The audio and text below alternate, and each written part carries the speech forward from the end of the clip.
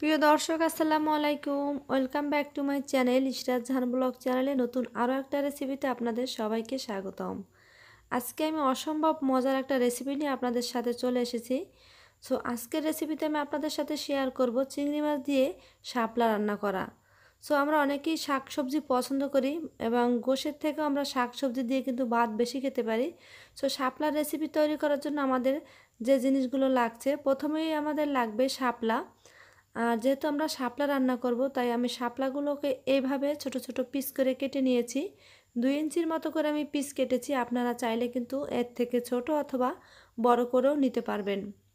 আর এখন কিন্তু শাপলার মৌসুম প্রায় শেষ। অবশ্যই আমি বলবো যে এই রেসিপিটি আপনারা একবার হলেও তৈরি করবেন বাসায়।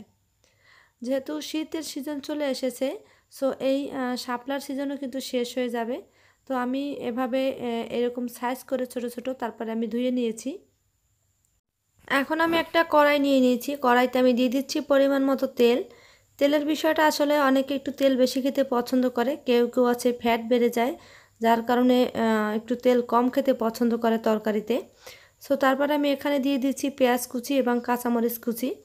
আর এই রান্না করার জন্য কিন্তু অবশ্যই আমরা কাঁচামরিচটা ব্যবহার করব, কারণ এখানে কিন্তু গুঁড়া মরিচ একদমই যায় না। সো যদি আপনারা চান এটা দিতে পারেন, আসলে কারো যার যার রুচি, এটা যেভাবে যে রান্না করেন। তারপর আমি এখানে দিয়ে দিচ্ছি ফ্রেশ চিংড়ি মাছ। আপনারা চিংড়ি মাছের পরিমাণটাও আসলে যে যেরকম খেতে পছন্দ করেন সেভাবে দিয়ে নেবেন। তো আমি এখানে পরিমাণ মতো চিংড়ি মাছ দিয়ে দিচ্ছি এবং এটাকে একটু মশলাটাকে একটু ভালো করে কষিয়ে নিচ্ছি, যাতে করে চিংড়ি মাছ থেকে কাঁচা গন্ধটা না আসে।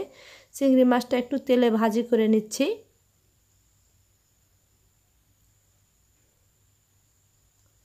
তো তারপর আমি এখানে দিয়ে দেব রসুন বাটা। রসুন বাটাটা আপনারা পরিমাণ মতো দিবেন। আর আমি এখানে ফ্রিজে রাখা ফ্রোজেন করা রসুন বাটা দিয়ে দিচ্ছি।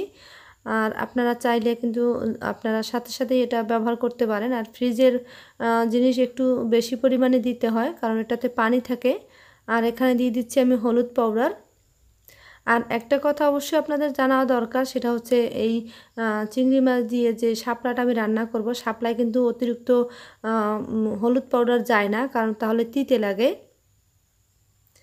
আর আমি দেখলাম যে একটু মরিচ পাউডার দিই, যাতে করে অনেকে হয়তো যারা ঝাল, আমি কালারের জন্য একটু সামান্য মরিচ পাউডার দিচ্ছি। আপনারা চাইলে কিন্তু এটা স্কিপ করতে পারেন, শুধু কাঁচা ঝাল দিয়েও রান্না করতে পারেন। আর অনেকে আছে কাঁচা ঝালের তরকারি খেতে খুব বেশি লাইক করে, দেন তারা কিন্তু অবশ্যই কাঁচা ঝাল দিয়ে রান্নাটা করতে পারেন। আর দিয়ে দিচ্ছি এখানে স্বাদ মতো লবণ। আর আমি মশলায় সামান্য একটু পানি দিয়ে দিয়েছি। আর একটা জিনিস আমি ব্যবহার করব, সেটা হচ্ছে কোরা নারকেল বাটা। এখানে আমি ফ্রেশ নারকেল কুড়িয়ে বেটে নিয়েছি পাটায়, শিলপাটায়। সো তারপর আমি এই নারকেলটাকে মশলার সাথে ভালো করে কষিয়ে নেব। যতক্ষণ পর্যন্ত আমার নারকেল থেকে কাঁচা গন্ধটা না যাবে ততক্ষণ আমি কষিয়ে নেব। তো আমি এখানে একটু পানি দিয়ে নিয়েছি, তারপরও আবারও কষিয়ে নিচ্ছি। এটাকে একদম শুকনো করে কষিয়ে নেব, যাতে করে মশলাটা খুব সুন্দর করে ভুনা হয়।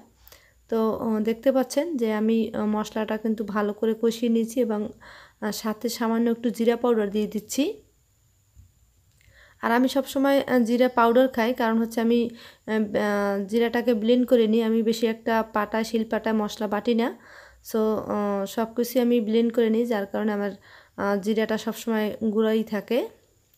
সো আমি এখানে একটু পানি দিয়ে নিচ্ছি। পানি দেওয়ার পর পানিটা ফুটে ওঠার পরে আমি শাপলাগুলো দিয়ে দেব।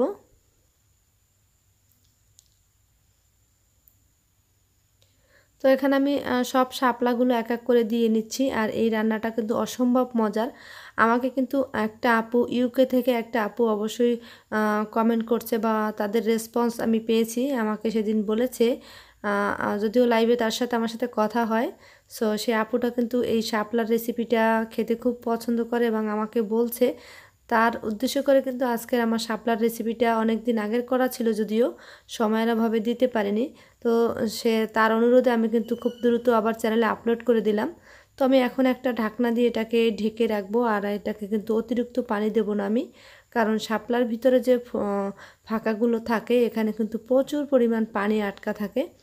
সো এই পানিগুলো কিন্তু একটু সেদ্ধ হওয়ার পরেই বেরিয়ে যায়। তাই আমরা অতিরিক্ত পানি আর ব্যবহার করব না। এইটাকে একটু লবণ হয়তো কম বেশি হতে পারে, সেটা টেস্ট করে আমরা ঢাকনা দিয়ে একদম একটু কম আঁচে এটাকে রান্না করব, যেহেতু অতিরিক্ত চুলার জাল বাড়িয়ে দিলে হয় যে দ্রুত ঝোলটা শুকিয়ে যায়, যার কারণে হচ্ছে সিদ্ধ হয় না ভালো। তো আমি চুলার আঁচ মিডিয়াম আর লোয়ের মাঝামাঝি রেখে রান্নাটা শেষ করব। তো দেখতে পাচ্ছেন আমার রান্না কিন্তু অলরেডি শেষ। খুব সুন্দর একটা ফ্লেভার আসছে যদিও, আর কালারটা অনেক সুন্দর হয়েছে, তেলটাও দেখতে পাচ্ছেন উপরে চলে আসছে। আর ঝোলের বিষয়টা হচ্ছে আপনার যে যেরকম খেতে পছন্দ করেন সো সেরকম আপনার ঝোলটা রেখে দিবেন। আমার তো এরকমই ভালো লাগছে, আমি বেশি একটা ঝোল তরকারিতে খাই না, খুব কম খাই। সো আমার রান্নাটা শেষ, এখন আমি একটু লবণটা টেস্ট করে উঠিয়ে নেব। তো আই হোপ আপনাদের কাছে আজকের রান্নাটা অনেক ভালো লাগবে। তো আমার রান্নাটা যদি আপনাদের কাছে ভালো লাগে আর আপনাদের এত রেসপন্স পেয়ে আমি এত খুশি যা ভাষায় প্রকাশ করতে পারছি না। তো রান্নাটা ভালো লাগলে অবশ্যই বলবো যে আমার চ্যানেলটা যারা এখনও সাবস্ক্রাইব করেননি তারা অবশ্যই আমার চ্যানেলটা সাবস্ক্রাইব করে পাশে থাকা বেল বাটনটি অন করে দিবেন আমার নতুন আপডেট ভিডিও পাওয়ার জন্য। আর যারা অলরেডি সাবস্ক্রাইব করেছেন তাদের থ্যাংক ইউ সো মাচ। তো দেখতে পাচ্ছেন যে এই চিংড়ি মাছ দিয়ে শাপলা রান্নাটা কতটা ইয়াম্মি লাগছে আর কতটা স্বাদের, আপনারা অবশ্যই বাসায় তৈরি করবেন। আর এখন শাপলার মৌসুম প্রায় শেষ, তাই বলবো যে শাপলা রান্না করে খেয়ে দেখুন কেমন লাগে। সো ভিডিওটি ভালো লাগলে অবশ্যই একটা লাইক দিন।